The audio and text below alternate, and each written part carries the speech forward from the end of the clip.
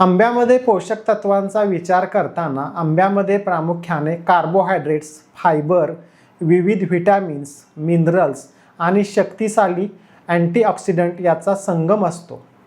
जेव्हा तुम्ही एक आंबा खाता, या एका आंब्यामध्ये सगळ्यात जास्त आणि मुख्य घटक म्हणजे कार्बोहायड्रेट असतो.